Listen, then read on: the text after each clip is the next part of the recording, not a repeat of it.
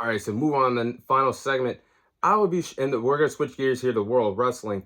I'll be sharing my WWE Crown Jewel prediction. So, shout out to Triple H for finally breaking his own pay-per-view style, premium live event style of only having 5 matches. We know that Triple H has done this in his time controlling NXT, and he's done it for most of the time he's controlled the main roster.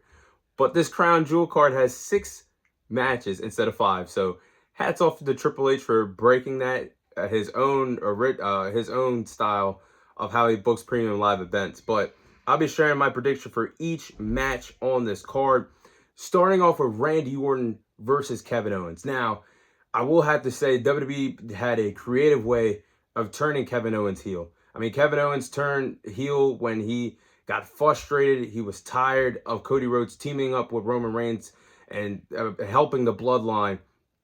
Kevin Owens has been feuding with the Bloodline for 4 years, lost his cool, lost his temper, and attacked Cody Rhodes in the parking lot after Bad Blood was over. So then Randy Orton doing the same thing. Randy Orton and Cody Rhodes, former allies, but Kevin Owens also had a problem with Randy Orton sticking up for Cody Rhodes, with him basically having no problem Cody's teaming up with the Bloodline. So this led to Kevin Owens jumping Randy Orton in the parking lot as well. And I like how this story is going, because even Randy Orton, Triple H chopped it up and had one hell of a promo this previous Friday on Friday Night SmackDown. And I think this feud has a lot of potential between Kevin Owens and Randy Orton. I'm going to go with Kevin Owens to win this match at Crown Jewel. I think it should be a good match. I think Kevin Owens needs to win more than Randy Orton at this particular point. I think it's going to be a good match. I think this feud is going to continue on from Crown Jewel. I think we're going to see a spot of Kevin Owens returning with that pop-up power bomb, hitting Randy Orton on the apron, or Randy selling a back injury in the match for Kevin Owens to pick up the win at Crown Jewel. Should be a fun match, but I think Kevin Owens is going to pick up the win against Randy Orton at Crown Jewel. So the next match on the card, you would have Seth Rollins versus Bronson Reed. Now, this feud began the night after SummerSlam when Bronson Reed took out Seth Rollins with not 1, not 2, not 3, not 4, not 5, but you guessed it, a total of 6 tsunamis that wrote Seth Rollins off of television the night after SummerSlam. And that's what really established Bronson Reed to be this big powerhouse guy. A new main event star was basically born on Monday Night Raw. And he hasn't looked back since. He's been booked pretty strongly by Triple H. And then you had Seth Rollins return a few weeks ago when Bronson Reed and Braun Strowman had that last man standing match on Raw, with Seth Rollins costing Bronson Reed the match, with Braun Strowman picking up the win and ending that feud. So I think this should be a fun match, but I do believe that Bronson Reed will pick up the win against Seth Rollins, and I do believe that this feud will continue. I think Bronson Reed needs to win here more than Seth Rollins, and that's going to be my prediction. I think this could help establish Bronson Reed to take him to the next level, defeating a former world champion Seth Rollins, a future Hall of Famer in Seth Rollins, picking up a big statement win at Crown Jewel. I think this is what Bronson Reed needs to be an established heel threat on Monday Night Raw. I got Bronson Reed picking up the win against Seth Rollins at Crown Jewel. Now, the next match on the card, you have Bianca Belair and Jade Cargill. They'll be defending their women's tag team titles against Damage Control, Chelsea Green and Piper Niven, Lash Legend, and Shakira in a fatal 4-way tag team match. Now, I will say I am enjoying the second reign of Bianca Belair and Jade Cargill as the women's tag team champions. Their reign is much better than their first reign. They're bringing prestige and honor to the women's tag team titles, and they're bringing the best out of the women's tag team division right now. I mean, Damage Control, you have Io Sky and Kairi Sane. They're doing their thing on Monday Night Raw. You're mixing in feuds with future stars of Lash Legend and Shakira. They're doing their thing on NXT. They've been mixing it up with main roster talent. So it seems like they could be getting the rub to move up to the main roster at some point in 2025, or if they win the women's tag team titles here at Crown Jewel. But I like Bianca Belair and Jade Cargill retaining the women's tag team titles here. I think their reign will continue. And I think the reign will end once one of them turn their back on each other. Once one of them turn heel. And that sets up for a big WrestleMania match between Bianca Belair and Jade Cargill. I think it's too early for them to split. I think it's too early for one of them to turn on the other right now. So I do believe their tag team title reign will continue. And they'll retain the titles at Crown Jewel.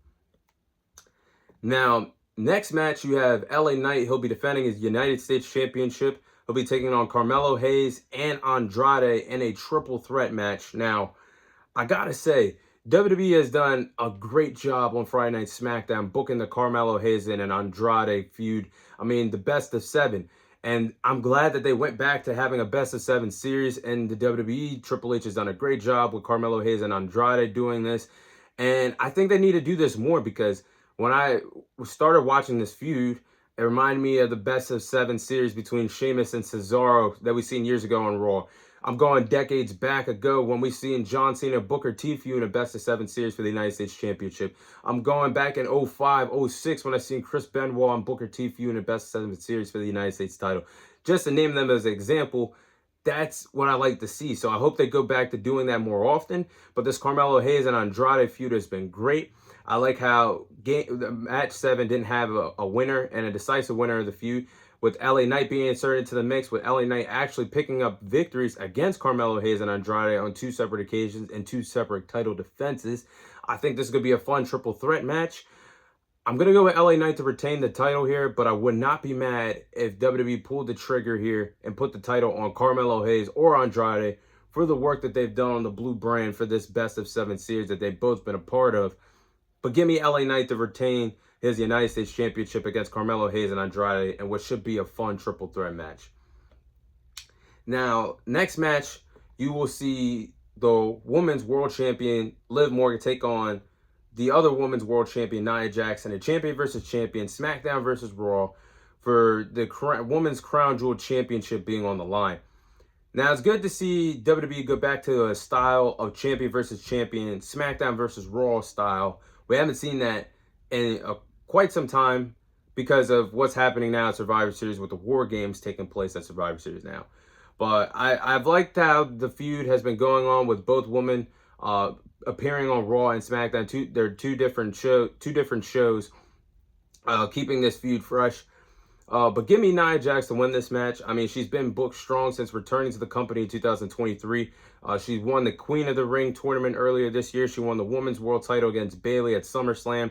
And I think she'll become the first ever Women's Crowj Jewel champion when she defeats Liv Morgan at Crowj Jewel. And I think she just needs to win more. I mean, Liv Morgan can easily recover with her having the Judgment Day by her side and Raquel Gonzalez by her side and Dominic Mysterio. So I think she could bounce back, and I think it would be best for Nia Jax to pick up the win here more than Liv Morgan. So the final match on the card, you have Cody Rhodes versus Gunther, the WWE champion, Cody Rhodes, taking on the World Heavyweight Champion, Gunther, in the same format, champion versus champion, SmackDown versus Raw for the Men's Crowj Jewel Championship. Now, I gotta say, this has been a match that I wanted to see for a very long time, a one-on-one match. Since these two respective wrestlers encountered against each other, being the 2 final men in the 2023 Royal Rumble, that being Cody Rhodes and Gunther, I've been wanting to see the match for a long time. Now we'll see it at Crowj Jewel, and both are having good world title reigns right now. Cody Rhodes having a good WWE title reign, Gunther having a good World Heavyweight Championship title reign. Now, I have enjoyed how this feud has began with them battling back and forth on the microphone and battling to see who's the more dominant world champion that the WWE has to offer right now.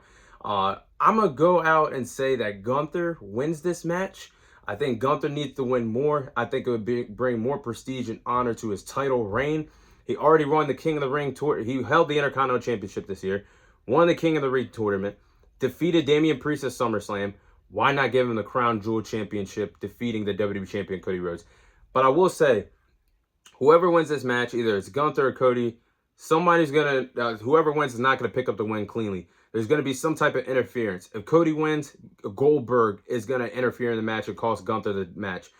If Gunther wins, I think Kevin Owens is going to interfere and cost Cody Rhodes the match, possibly setting up a match between Kevin and Cody as early as Survivor Series for the WWE title. So there's some huge implications of what could happen next. This could be the page turn of what we could see at Survivor Series with these world champions. But that is my WWE Crowj Jewel predictions. That is all the time I have for you guys today. Thank you guys for watching. Thank you guys for listening. This is your host, Thomas Tyree, signing off. And I'll see you guys on next week's episode.